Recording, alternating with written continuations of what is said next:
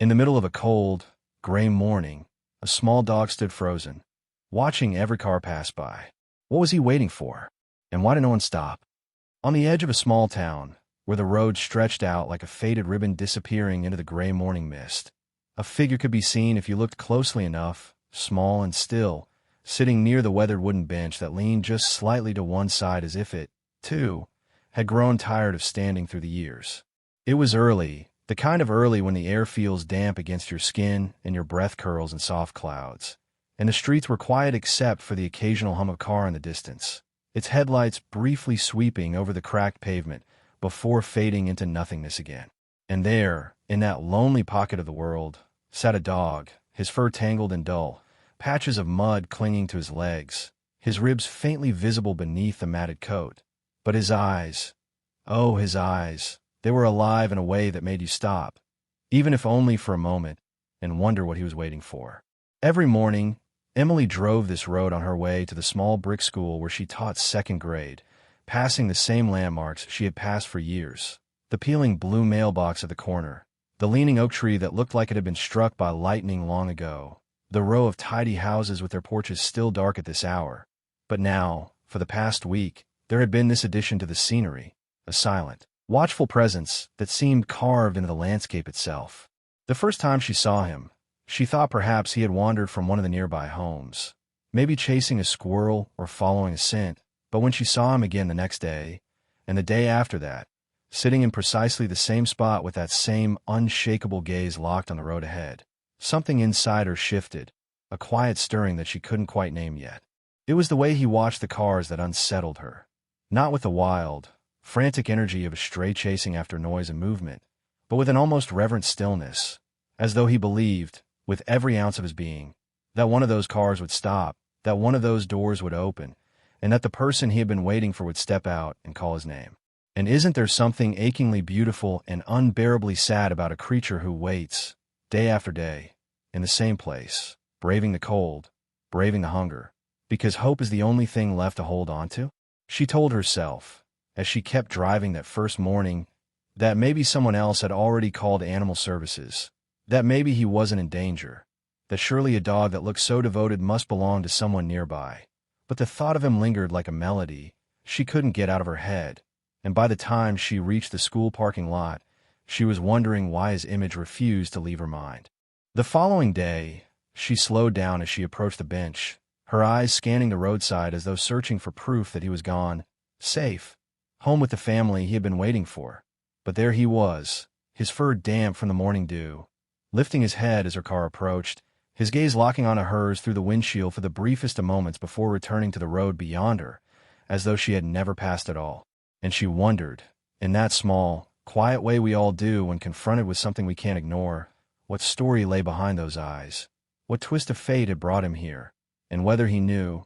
deep down, that the one he waited for might never come. For days this continued, her slowing down, his waiting, and the weather grew colder, the wind sharper, the trees shedding the last of their leaves until the roadside looked bare and skeletal, as if the season itself were conspiring to make his vigil harder to endure. There were times she thought about stopping, about walking over, and seeing if he would let her close enough to touch him. But she hesitated, afraid of frightening him, afraid of the responsibility that might come with stepping into his world. Because once you cross that invisible line between witness and participant, you can't pretend you didn't see. You can't tell yourself it's someone else's job, someone else's problem, someone else's rescue. And yet, with every passing day, that invisible line seemed to inch closer toward her, until she could almost feel it brushing against her skin, whispering that maybe she was the someone he was waiting for, even if he didn't know it yet. Then came the morning when the sky turned the color of steel and the clouds sagged heavy with rain, when the air tasted of a storm before the first drop had fallen, and Emily spotted him curled tightly beneath the bench, his head resting on his paws, his eyes half closed but still flicking up every time a car passed. Her wipers swiped rhythmically against the windshield, but they couldn't clear the ache from her chest, the sense that time was running out for him, that soon the cold and the wet and the hunger would become too much for even the most stubborn hope to endure. The storm broke that night. Rain came in sheets, rattling rooftops and flooding gutters, and as Emily sat by her window grading papers, she kept picturing him out there, fur-soaked, shivering, still waiting. She told herself it wasn't her business, that she had work to do, that it was late, but the truth kept pressing against her ribs, the truth that if she did nothing, there might come a morning when she drove past that bench and found it empty. Not because he had been found, but because he had been lost forever. The next morning, when the rain had barely eased and the clouds still loomed low and heavy, Emily pulled on her boots earlier than usual, her heart thudding with a strange, nervous energy. She drove the familiar road, watching the world roll past in muted shades of gray, until she saw him, smaller now, or maybe just more fragile looking against the washed-out landscape. And for the first time, she slowed her car to a complete stop. She sat there for a long moment, watching him watch the road, wondering if he even noticed her, and then she opened the door. The air was damp and sharp, the smell of wet earth rising up around her as she stepped out, and somewhere in the back of her mind, a voice whispered that this was the moment when things might change, though whether for better or worse she couldn't yet say. Because sometimes, the smallest choice, the choice to stop, to step forward, to bridge the distance between yourself and another living soul, is the one that rewrites both your stories forever. And as Emily took her first step toward the bench, the little dog lifted his head, and their eyes met in a way that felt like a question neither of them yet knew how to answer. But both were about to try. The rain had eased into a soft, persistent drizzle that made the air taste faintly metallic, the kind of drizzle that seeps into your clothes without you realizing it until the cold has wrapped itself around you. And Emily stood for a moment just beyond the open door of her car, feeling the steady rhythm of her own heartbeat in her chest as her eyes fixed on the small, damp figure beneath the bench. She could see now that his fur, once perhaps golden or cream, was streaked with mud and knotted into uneven tufts, and his ears, drooping slightly under the weight of water, twitched at every distant sound. His gaze lingered not on her, but on the stretch of road behind her, as though she were simply another temporary interruption in the endless parade of vehicles that had passed without slowing. Emily took a slow step forward, her boots pressing into the soft earth with a muted squelch, and she kept her voice low and warm, a tone she often used with the shyest of her students, the ones who were behind their desks or flinched when called upon. "Hey there, buddy," she murmured, though she knew her words meant nothing to him yet. It was not the language itself that mattered, but the way it wrapped around him, the way it might carry something like safety if she was careful enough. The dog's eyes flickered to her for a fraction of a second, then away again, his body tense, coiled like a spring that could release at the slightest wrong move, and Emily understood that this was not a moment to rush, that trust was not a gift to be demanded, but one to be earned, slowly, patiently, with a kind of reverence. She crouched down, ignoring the dampness that immediately seeped into her jeans, and from the pocket of her coat, she pulled a small plastic container, the kind she used for her own lunch, now filled with pieces of leftover chicken from the night before. The scent drifted out into the cold air, and she saw the subtle twitch of his nose, the faint shift in his posture as hunger warred with fear. She placed the container on the ground a few feet from where she knelt, and then leaned back on her heels, hands resting loosely in her lap, making herself smaller, less imposing. The drizzle continued its quiet percussion against the bench and the road, and for several minutes, neither of them moved. The world around them seemed narrow until it was just the two of them, connected by the invisible thread of his need and her willingness to meet it without force. Finally, with the slow, hesitant movements of one testing the edges of dream, he stretched his neck forward, sniffing the air, his eyes never leaving hers for long. He took one step, then another, the muscles in his legs taut with the readiness to retreat if anything changed, and then, at last, he reached the food. He ate quickly, his head darting up every few bites to check for danger, and Emily felt something inside her loosen, the kind of quiet relief that comes not from fixing a problem, but from knowing you've been allowed to enter the smallest corner of someone else's guarded world. Over the next week, this ritual became their shared language. Every morning before school, Emily would stop at the bench with fresh food and water, speaking softly, keeping her movements measured, letting him decide the distance between them. Sometimes he would take the food while she remained just out of reach, and other times he would linger a little longer, as if torn between his instinct to keep the world at arm's length and the faint recognition that not every hand was meant to harm. In the evenings, after her classroom was quiet and the last of her students had gone home, she would return, bringing blankets or small treats, sometimes just sitting with him in the fading light, The two of them watching the road together like sentinels waiting for a sign neither could name. There was one evening, near the end of that first week, when the air was filled with the smell of wet leaves and wood smoke from distant chimneys, when Emily arrived to find him not under the bench, but standing near the edge of the road, his head turned toward the sound of an approaching engine. The car passed without slowing, and she watched the faint sag in his posture, the almost imperceptible lowering of his tail, and it struck her with a force she hadn't expected.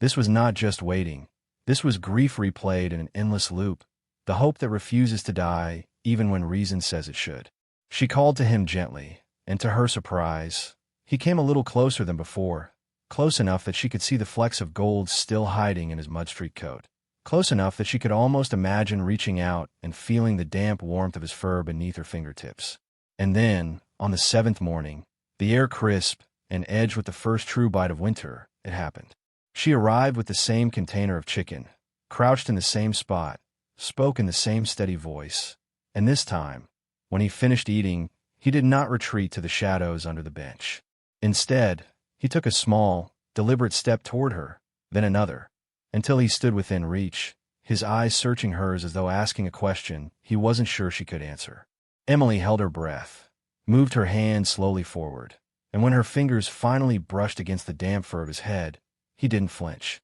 His tail, hesitant at first, began to move in a small, uncertain wag, and she felt a lump rise in her throat, because in that moment she understood that what he had given her was not just permission to touch him, but the first fragile thread of trust. She wrapped him in the old blanket she had brought, feeling the shiver that ran through his small frame, and lifted him gently into the backseat of her car. He curled into the fabric, his eyes still darting toward the road as she closed the door, and as she slid into the driver's seat, she glanced at him in the mirror and felt the weight of what she had just done settle over her. This was no longer a series of small gestures offered to a stranger. This was a commitment, a choice that could not be undone. The engine hummed to life, the tires hissed against the wet pavement, and for a few moments, neither of them looked at the other. She kept her eyes on the winding road ahead, and he kept his gaze fixed on the receding stretch of asphalt behind them. And yet, as the bench and the lonely roadside disappeared from view, Emily felt an almost imperceptible shift in the air inside the car,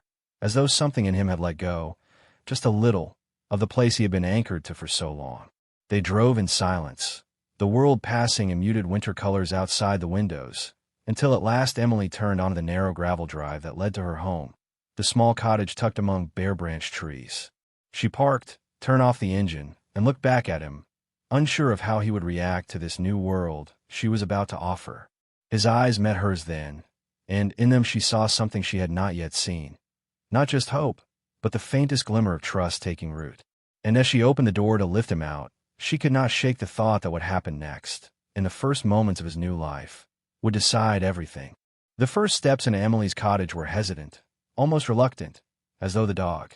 now wrapped tightly in the faded blue blanket she had carried him in, was unsure whether crossing this new threshold would lead him somewhere safe or only into another place for which he might one day be cast out. And so he paused just inside the doorway, the scent of unfamiliar wood and fabric and distant warmth filling his nose, his eyes flicking from the couch to the kitchen to the quiet corners as if trying to memorize an escape route even before he had decided whether he needed one. Emily, standing a few feet away, knelt to place a small bowl of fresh water beside a mat near the heater, and though she did not look at him directly, her voice found its way to him in that same soft, unhurried rhythm she had used on the roadside, a melody of reassurance woven into every syllable. He moved with the caution of one who has learned that every gift might be a trick, his paws making the faintest sound on the worn wooden floor, his body angled so that he could retreat if something shifted in the air. But the pull of thirst and the smell of clean water drew him forward until his tongue dipped into the bowl, the sound of drinking loud in the stillness. When he finished, he did not bolt. Instead, he stood there for a moment, glancing at Emily as if waiting for a reprimand that never came, and when she simply smiled and went about hanging her coat by the door, some small, invisible tension seemed to loosen in his stance. The first night was quiet, a fragile sort of peace threaded through with wariness, the kind where neither creature nor human quite sleeps deeply, each attuned to the other's smallest movements. Emily placed a soft blanket on the couch for him, but he chose instead to curl himself in the corner near the heater, head resting on his paws, his eyes drifting shut and snapping open again at the faintest sound of wind against the windows. She sat in the armchair across the room, reading without really reading, glancing up now and then to make sure he was still there, still breathing, still real, and at some point, without either of them deciding, they simply existed in that shared space until sleep claimed them both. The days that followed unfolded like the slow blooming of something long dormant. In the mornings, Emily would wake to find him watching her from across the room, his ears perked as if trying to read her intentions before committing to his own actions, and she would move through her routine without fanfare, brewing coffee, making toast, refilling his water,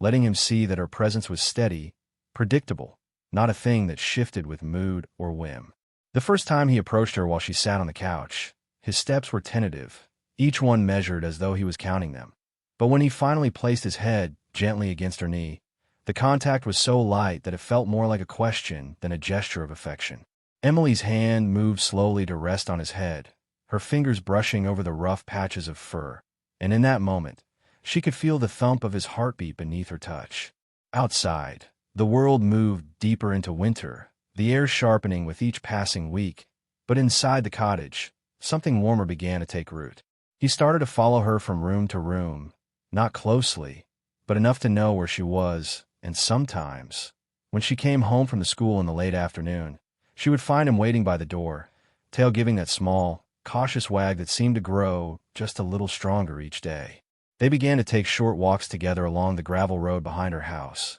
his nose dipping to the ground to explore scents, as if learning the language of this new place, his steps growing surer with each outing. There were still moments of fear, a loud noise from the street that sent him skittering to the farthest corner, a sudden movement that made him flinch, but each time, Emily was there, her voice low, her hand steady, showing him that this home did not come with the sharp edges of his past. And slowly, that past began to loosen its grip. One afternoon, about 3 weeks after she had first brought him home, Emily returned from the school to find him sprawled on the couch, the blanket she had laid out for him tucked under his chin like a pillow. It was the first time he had chosen that spot without coaxing, and when she stepped into the room, he did not leap down in alarm, but instead stretched lazily, his tail thumping softly against the cushion as his eyes met hers. She laughed, a warm, unguarded sound that filled the room, and crossed the space between them, sinking onto the couch beside him. He shifted only slightly to make room, his body pressing gently against her side, and in that moment, Emily realized that this was not the same dog she had found by the bench, waiting for someone who would never come. This was a dog who had begun, however tentatively, to believe in the safety of the present. Weeks melted into months, and the routines they built together wove themselves into a kind of quiet joy. Morning walks under pale winter skies, evenings by the fire with his head resting on her lap, the shared comfort of knowing they could trust the presence of the other. The bench by the roadside, once his whole world, became nothing more than a memory, and he no longer glanced at every passing car as though it might carry the face he had been waiting for. Yet, there was one night, in the soft hush of early spring when the air outside still held the cool whisper of winter, that Emily sat with him on the porch, her hand absently stroking the now clean, golden fur that had grown full again. He leaned in her touch, his eyes half closed, and she found herself wondering, not with sadness, but with a kind of gentle curiosity, whether he remembered those long days by the bench, the endless waiting, the sound of cars rushing by. Did he still carry the weight of that loss somewhere deep inside? Or had he let it go entirely, replaced it with this new rhythm, this steady companionship? Perhaps it didn't matter. Perhaps what mattered was this: that love, when offered without condition, has the quiet power to not only mend the torn edges of a soul, but to make it stronger in the places where it was once most fragile. The night grew darker, the stars emerging one by one in the wide, silent sky, and as Emily rose to go inside, he followed without hesitation, stepping through the doorway as though it had always been his to cross. She glanced back once at the empty road beyond the trees, the place where their paths had first crossed, and felt a rush of gratitude for the chance she had taken that morning when she chose to stop, because in doing so, she had not only given him a home, she had found something of her own she hadn't even known was missing. And if anyone had passed by that quiet house in that quiet moment, they would have seen only a woman and her dog disappearing inside together, unaware of how much they had changed each other, unaware of how extraordinary an ordinary act of kindness can become when it is met with trust. For in the end, he had never truly given up on love, and love, in its patient way, had found its way back to him, not in the form he had once imagined, but in the shape it was always meant to take, steady, safe, and enduring.